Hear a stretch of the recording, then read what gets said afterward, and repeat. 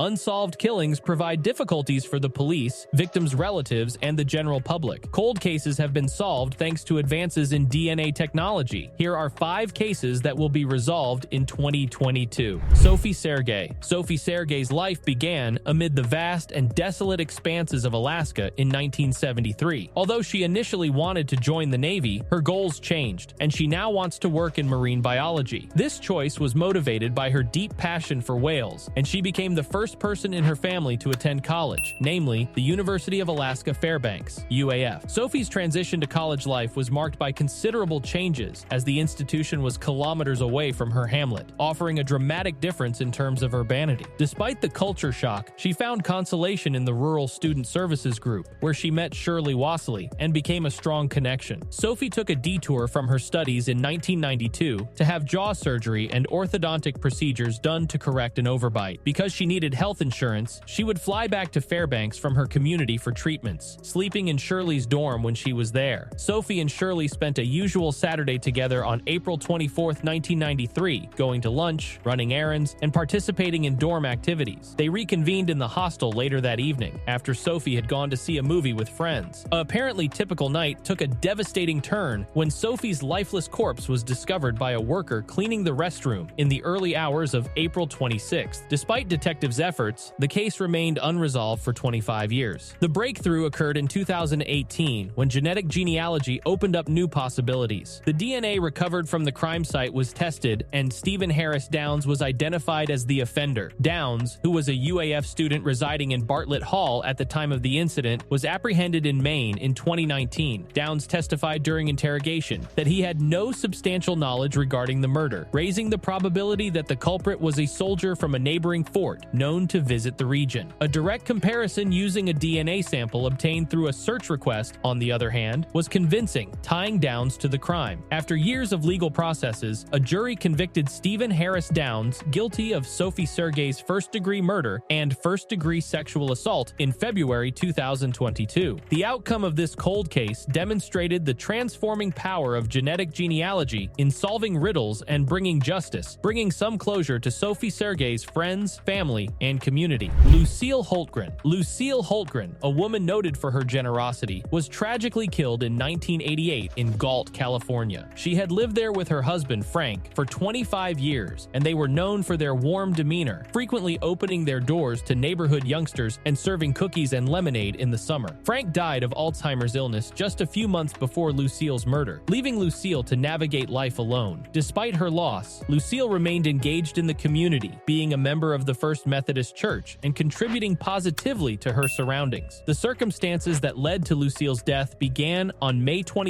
1988, when she neglected to attend church. Friends who were worried about her went to check on her, entering her home through a slightly open sliding glass door. The tragic finding of Lucille's lifeless body in her bedroom signaled the beginning of a long-running mystery. Lucille had been stabbed, strangled, and sexually abused, according to the crime scene. Surprisingly, there were no traces of forced entry into her home, confounding the investigation's early phases. Lucille had been dead for 2 to 5 days when her body was discovered, according to the autopsy. At the crime site, law enforcement authorities such as the Sacramento County Sheriff's Office and the California Department of Justice methodically gathered evidence, including fingerprints. Unfortunately, the minimal DNA available at the time hampered development, resulting in the case falling cold. It wasn't until January 2022 that there was renewed optimism. Using advances in forensic technology, the Sacramento County Crime Lab decided to re-examine the existing DNA evidence. This choice proved crucial, since a match with the DNA of Terry Leroy Bramble, who was not previously considered a suspect, was discovered. Terry Leroy Bramble, who died in 2011, was discovered to have a criminal past. His DNA, which was made available because of advances in forensic investigation, indisputably linked him to the evidence discovered at the crime site. Notably, Bramble's participation was previously unknown, highlighting the need to reconsider cold cases with improved forensic procedures. This discovery was a watershed moment in the case, answering issues that had remained for almost 3 decades. While the motivation for Bramble's conduct is unknown, identifying the offender provides some closure for Lucille Holtgren's surviving son and those affected by her premature death. The case demonstrates law enforcement's unwavering dedication to seeking justice, even in instances long thought to be closed. Lee Rotatori Nemke. The case of Lee Rotatori rotatory Nemke stood as a grim monument to the challenges detectives encountered in resolving riddles that had escaped solution for decades in the annals of unsolved crimes. Lee's terrible death by murder in 1982 in Council Bluffs, Iowa, has become a devastating icon of an unsolved cold case. The passage of time did little to lessen the sadness of the situation, leaving Lee's family with unresolved concerns about the circumstances of her death. For over 4 decades, the case was shrouded in mystery, waiting for a breakthrough that would shed light on the elusive truth. Then, in 2022, a paradigm change happened, rekindling hope for settlement. A cutting-edge investigative technology, genetic genealogy, emerged as the trigger that would offer new insights into the long-standing mystery surrounding Lee's death. This novel strategy, which makes use of DNA testing and genealogical databases, led to the identification of Thomas Freeman as a suspect in the case. Thomas Freeman, whose link to the crime had escaped police in the early phases of the investigation, had already died in 1982. Despite his death, the discovery that Freeman was a genetic match marked the beginning of a new chapter in the inquiry. The circumstances surrounding his death were now being investigated again, triggering a re-evaluation of any links to Lee's murder. The investigation into Thomas Freeman's intriguing history stretched beyond his particular role. The case evolved from a single investigation into a larger investigation, considering possible linkages to other unsolved crimes or persons affiliated with Freeman throughout his lifetime. The decision to reinvestigate the case in light of these additional facts reflected a dedication to revealing the many layers of the past. The objective as detectives traversed the difficulties of genetic genealogy was to not only offer closure to Lee Rotatory Nemke's family, but also shed light on the larger consequences of Thomas Freeman's conduct. The saga of Lee's murder, which had previously been limited to the limits of an unresolved cold case, was now unfolding as a vibrant narrative of perseverance, ingenuity, and the unwavering pursuit of justice. The echoes of Thomas Freeman's involvement resurfaced in the corridors of time, triggering a painstaking re-examination that aimed to reveal the facts buried by the passage of decades. Lisa Fracassi, an aspiring nurse with hopes of helping others, was the victim of a terrible murder in Hawaii in 1994. Despite early investigations, the case remained unexplained for decades, casting a cloud of doubt over the circumstances of her unfortunate demise. In 2022, a big breakthrough was made with the re-examination of DNA evidence. The forensic examination, which used cutting-edge technology, discovered a convincing link to Cecil Trent, who died in 2013. This discovery was a watershed point in the case, eventually linking a previously unknown suspect to the crime that had long baffled authorities. Cecil Trent, whose death prevented regular judicial processes, was implicated posthumously thanks to the capacity of DNA research. While the cause for Lisa's murder remains unknown, Trent's identification as the genetic match provided a definite answer to a case that had been unsolved for over 3 decades. The revelation not only brought Lisa Fracassi's terrible narrative to a close, but it also highlighted the importance of current forensic methods in solving long-standing mysteries. Emma Caldwell, a woman who worked as a prostitute in Glasgow, died tragically in 2005, and the search for justice was complicated when the first suspicions were removed. Despite intensive investigation, the case became cold, and Emma's murder remained unexplained for years. In a surprising turn of events in 2022, the arrest of Ian Packer, a previously ruled-out suspect, resurrected the inquiry. Packer, who had been investigated before but was judged unconnected to the case, was now charged with Emma's murder. The arrest was significant since Packer is facing a slew of charges, including sexual assault and kidnapping, emphasizing the gravity of the allegations against him. This unexpected event represented a turning point in Emma Caldwell's quest for justice. The arrest of a previously overlooked suspect illustrated the ever-changing nature of criminal investigations, underscoring the significance of reviewing cases with new eyes and advances in forensic procedures. The aim is that as legal processes progress, Emma's family and all those impacted by her untimely death can find closure and answers that have long escaped them. These cases demonstrate how advances in DNA technology and genetic genealogy may help solve long-standing riddles. Well, that's it for today. Make sure that you like and subscribe to our channel for more amazing videos. Thanks for watching the video. We'll see you at the next one.